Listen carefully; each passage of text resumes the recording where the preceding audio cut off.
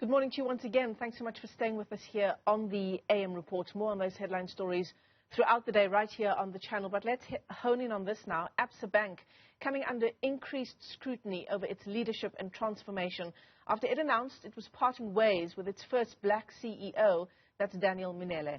He'll step down at the end of April after just 15 months on the job. In a statement, the banking giant citing non-alignment on matters of strategy and cultural transformation as reasons for the split. The bank has been criticized for its apparent lack of succession planning and the grooming of black talent. Now, the Black Management Forum says the financial services industry is notorious for its lack of transformation. For more on the story, we're joined now by its Deputy President, Tasneem Fredericks. Tasneem, a very good morning to you. Great to have you on the show this morning. I mean, it's such an incredibly interesting story because if we just look at the Business Day's front page and the statement from ABSA, from its group chair, Wendy Lucasville, saying that, part of this separation was caused by, quote, divergent professional views and approaches relating to ABSA's strategy and culture transformation journey. I mean, what does that even mean? That's a good question, Michelle. We're also wanting to know what that means, and we've asked for a meeting. In addition to that, COVID is now also being cited as a reason for the departure. And we've consistently, as the BMF, held the view that there's this purging of seasoned black professionals. You're dealing with people like Tasneem Fredericks, delivering on the bank in terms of performance, delivering to shareholders, and yet, a similar excuse being used. And, we must accept that you're fighting a match where the people in the ring are not able to participate in the fight. Because it's a vertical relationship, there's a contractual obligation not to say exactly why they were forced to leave. So it's coined or phrased as, like you say, misalignment of strategy, cultural transformation. I don't know what this means.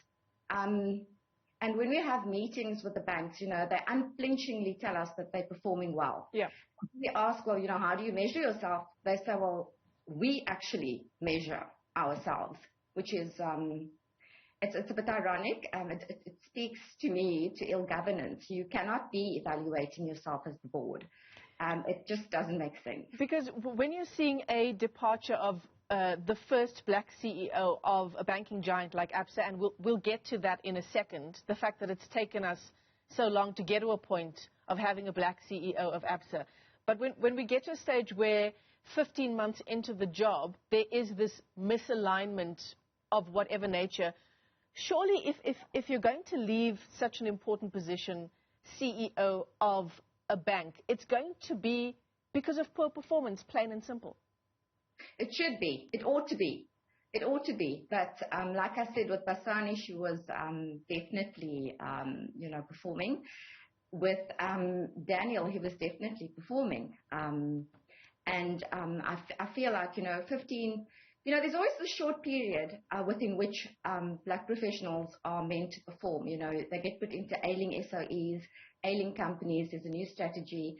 Implementation doesn't go as quickly as the board wants it to go. And then, you get axed. And not for the right reasons. You almost have executive interference, which also speaks to ill governance.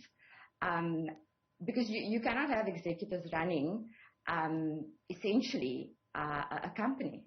It should be done by the executives. So in terms of the BMF and how it gauges the treatment of black professionals in corporate South Africa, I mean, is there a way that you're able to speak to us about whether there is indeed this culture of, as you say, black professionals being put into already failing businesses, essentially being set up for failure to begin with, but also there is, I'm trying to get to the question here, but the makeup of the board itself, does that in the BMF's experience have anything to do on the face of it to contribute to the fact that these black professionals are not able to make it work?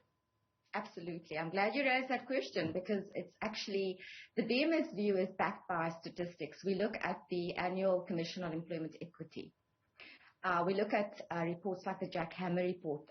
We look at BASA's own Intellidex report that was released in 2020.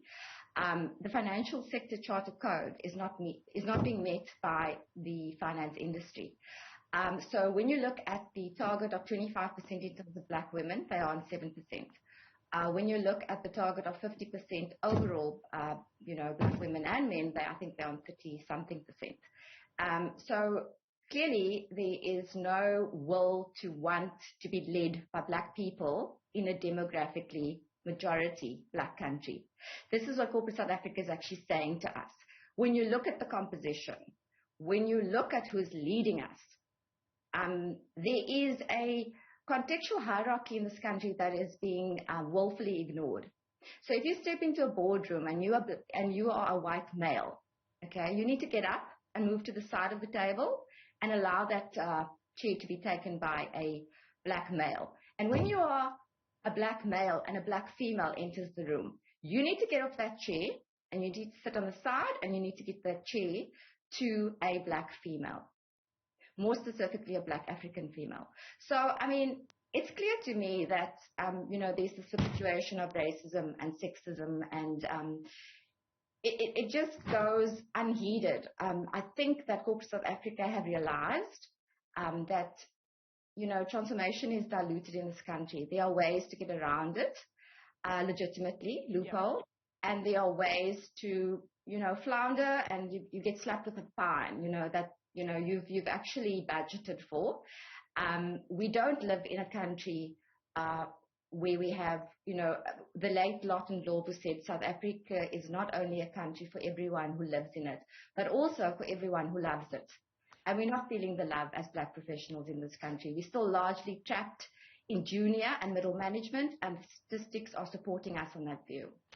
Is the BMF at all heartened by amendments to the Employment Equity Bill, upcoming amendments?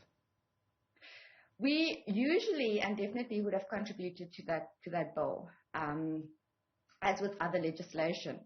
I think we have a myriad of legislation. It's actually absurd to be living in a country where you have legislation that protects the majority.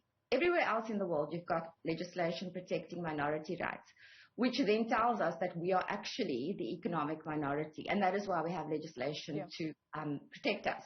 So the work of affirmative action has definitely not ended. In fact, it's only begun. Statistics have shown us that not only are we not moving forward, and not only are we standing still, but we're actually seeing huge reversals in the gains of transformation. And we need to create this critical mass of black leaders at all levels, or we risk as a country slipping into a civilian uprising. Yeah. I mean, huge inequality, and need to put cash in the hands of women, black women. Yeah, absolutely. Is there any conversation happening between the BMF and organizations like ABSA, outside of the premature exit of Daniel Mminele? Do these discussions take place with Corporate South Africa, with an organization like the BMF? It usually, look, Corporate South Africa, definitely, I mean, they see us as a distinct role player, but unfortunately, and historically, we come in at the end when it's too late. We come in after the damage, and then what happens is, we have to ask for meetings. Number one, we reach out and ask for these meetings, and then when we have these meetings, I mean, we've had meetings with African Bank, we've had meetings with Clicks and Unilever. We are meeting with black people across the table, speaking to ourselves about transformation. When we know that the actual decision makers are white, it becomes thorny when the chair is a black person, and the person at the end or the that's being oppressed is another black person, a black woman. It becomes a thorny issue. But in the main, these boards are led by white people, and they kind of have the strategy where they bring all these, and I'm not saying that these black executives are not seasoned and they're not good at what they do, and they don't have anything to say, but I think that the decision makers try and sort of do this foxtrot around the issue by pushing black people forward to say, well, you are now executive so-and-so, but when we measure, when we look at the statistics, it's still not enough. There's no succession planning. I don't know who's going to fill the role of Mr. Mminele when he leaves on the 30th of April. Probably a white CFO, like what happened at African Bank. That seems to be the trend. And then, for me, more importantly, the Basani issue, I just recently heard that there was a black male appointment. And she was the first black woman CEO for South Africa. We're going to live in a country of first and only black so-and-sos for the rest of our lives. It's ridiculous. Yeah. And you've just spoken to us now about the fact that the financial services sector is leading in terms of, its lack of transformation on a boardroom and at a senior level. And you've just said, Tasneem, that you don't know who will take over from Daniel Mminele. That, again, at the heart of issues of transformation, because there is no succession plan, at least as far as we can tell, for senior black businessmen. We're talking about corporate financial South Africa now, to take over from white counterparts, even to take over from someone like Daniel Mminele. Absolutely. I can tell you why. They don't have transformation plans with deadlines and timelines. They don't. We must look into the social and ethics committees of all of these companies. They must have one in terms of the Companies Act. So I'm saying, as a South African, you don't want to follow the law if you're not serious about transformation. And so maybe we must look at criminalizing it, because penalizing is obviously not working. There isn't an embracing of transformation constitutionally. So then maybe we must make it a criminal offense when companies don't want to transform. They can say that they want to, but when we look at the actions, they don't have a succession plan. They don't have a transformational plan. I would love to see one, honestly. And as you say, the fines that we do impose, these are fines that are already budgeted for by these kinds of companies. Tasneem Fredericks, that's all the time we have for this incredibly important discussion. Thanks so much for your time this morning on the AM report. It is, or rather she is, the BMF Deputy President, and the issue we've been talking about is, among other things, transformation in the financial services sector, specifically the premature exit of Daniel Mminele as CEO of ABSA.